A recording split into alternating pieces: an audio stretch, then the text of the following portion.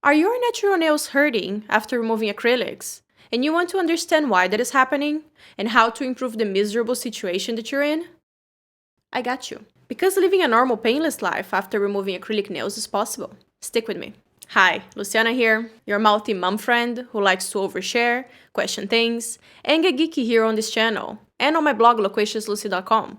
If you're new here, welcome! I'm all up for the no BS mom life. And I like nails, cosmetics, and makeup, so if you're into that, subscribe. And don't forget to like this video, as it helps make YouTube push my video to more viewers, and I appreciate that. In today's video, I want to share why nails can hurt after removing acrylics, the mistakes I've made after removing my own acrylic nails, and give you some tips to help you manage yourself after you've parted ways with your acrylic nails. Wow, that was a lot of acrylics.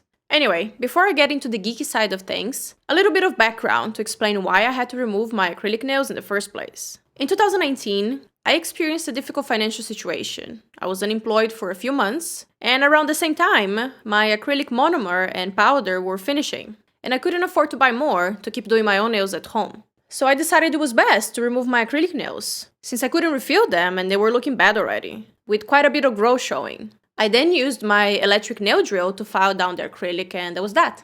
They were gone. And it's gone. Right after I removed the acrylics, my nails seemed healthy and pretty. I was kinda digging how delicate and dainty they looked. But I made one crucial mistake right after removing the acrylics that later led to another horrible mistake that I'll explain right now. The first mistake I made was applying a gel top coat right after removing the acrylic. I did that thinking it would protect and keep my natural nails safe as they grew. That was a big mistake. And now let's get geeky for a second to explain why. Why? Our natural nails are made of dead keratin cells, and keratin is a protein that hardens in contact with air. So when you have used acrylic nails for an extended period, your natural nails are soft because they were not in contact with air. Therefore, since my natural nails were covered with the gel top coat right after I removed the acrylics, they were not hardening. And because gel top coats are not sturdy enough to give a strong structure to the nails, I had to handle things very carefully, because otherwise my nails would bend and break. So not allowing my natural nails to be exposed to air long enough to harden was a mistake. I should have left them exposed, and within a week or so, the keratin would have hardened, and everything would have been fine. But I didn't do that, and having malleable nails while trying to live life was causing me a lot of pain. With each and every hand bump, being heavy-handed as I am, I would either scream, swear, or start ranting about how miserable I was without my acrylic nails. I want my life back. And all that discomfort that I was experiencing led me to my second mistake. After a week suffering from bendable natural nails, I thought it would be better to remove the gel top coat so my nail plates could harden. That was the right thing to do, to give my nails a break and let them breathe. But you know, they're not really breathing because they're dead. Nails don't need to breathe, just to make that clear. Now the problem was, since the gel top coat was transparent, I couldn't see where the gel top coat ended and my natural nail began while using my electric nail drill. So the second mistake I made was filing off too many layers from my natural nail, getting too close to the nail bed, which is the skin underneath the nail plate.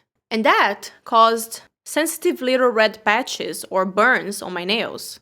They're looking bad. And you can also see the damage that 1 week of having soft, bendy nails caused. My nails were irregularly breaking and splitting. It was a shit show in my hands. Those burns were excruciating, to the point just being still, not doing anything with my hands, made my nails hurt. Seriously. If I touched my nails with my other fingertips, it would hurt. If I was washing my hands with cold or hot water, oh my god, extreme pain. it was unbearable. It was that sensitive, I kid you not. Now, I can already hear some of you asking why I didn't use acetone to dissolve the gel top coat. So let me answer that. It gives me the creeps, having a strong chemical like acetone in contact with my skin for that long. I know it's just like 10-20 minutes, but it's a lot. So I prefer not to, since I already have dry skin and I have a perfectly fine electric nail drill. Plus, removing too many layers of your natural nail can also happen if you prefer the soaking method. If the product isn't soaked for long enough, and if you're not careful, layers of your natural nail might be scraped off with the product. You know, when you're doing that, causing the natural nails to become thin and bendy. Same shit, different method. So the lesson here with the second mistake is to be careful, no matter which method you chose to remove the acrylic off of your natural nails, or any other nail enhancement. Because when I removed the acrylics from my nails, they were fine. I was careful, gentle, And I didn't remove too many layers because I could see the difference between the acrylic and my natural nail. They were looking good. I ended up getting those burns only when removing that stupid gel top coat, because I couldn't see. So you got the point. Be careful. So if you're planning to get your acrylic nails removed, or have already done so, and you're here because you're in nail hell, here are some tips for managing yourself after removing your acrylic nails. Mind where you put your hands. Be gentle when touching anything, especially when putting on tight clothes like skinny jeans, or any other garment that might bend or damage your nails. We're all living in pandemic apparel nowadays anyway, so sweatpants won't be a problem. But putting on tight clothes were the occasions where my paper thin nails would bend, split, or lift the most. Additionally, in my case, it seemed that it took some time for my brain and my body to understand there was no longer the protection of the acrylics on my fingertips, and I was extra clumsy, and it was a bad combo. So be careful while you wait for your nails to harden, or wait for them to grow if the damage was already done. Keep your natural nails short until they harden or grow. If you manage to keep your soft natural nails from breaking, a round of applause to you. That shit is hard.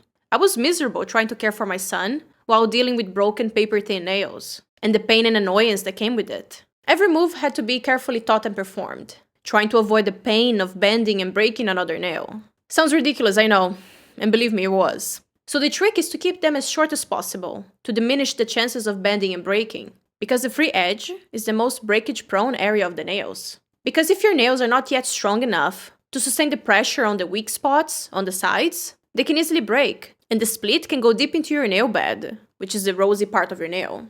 And that can be very painful. Therefore, as soon as you see some grown white nails showing up, file them off. Don't cover your nail plate with polishes or gel top coats until they're fully hardened. You need to let your natural nails expose to air for the keratin to harden. You must.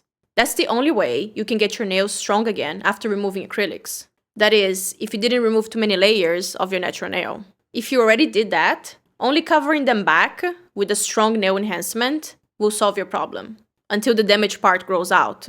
Sorry.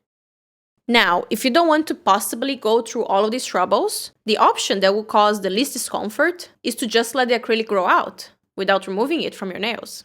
It's the best option in my opinion. If you have the patience, go for that. You can gently file off the edges where the acrylic meets the natural nail that is growing to make it look more seamless as it grows. And you can paint the nails with regular nail polish to hide the overgrown part and keep them short to avoid breakage, like I said. This is what I did with my nails. It took me 4 months to get only natural nails here, for the polygel to grow out.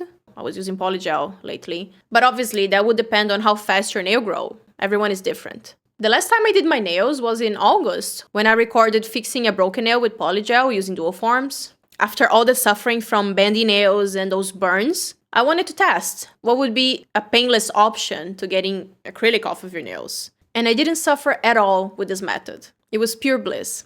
My only observation if you're going through that route is to pay attention when the acrylic or the nail enhancement is only at the tip, because it's thicker and it's heavier than your natural nail, so it can still cause some bending. You can still So again, just keep the nails short to avoid any problem. And if you will be tempted to file off the last of the acrylic at the tip, because I know you will, because I was too, because just a little bit left, and you just want to get it over with, I feel you. Remember that the nail underneath that part is soft, and will take some time to harden, which means it will be bendy and can easily break, as I explained before. Just keep that in mind. But never, never try to peek or pull the acrylic out of your nail. Either remove it properly by dissolving it, or with an electric nail drill, if you know what you're doing, or just let it grow out. And that's it. I hope you found these tips and information helpful. Let me know your thoughts in the comment section below. And please don't forget to like, subscribe, and share the video, as these reactions help my channel grow, and I appreciate that. Thank you for being here, have a wonderful day ahead of you, and I'll see you on Saturday.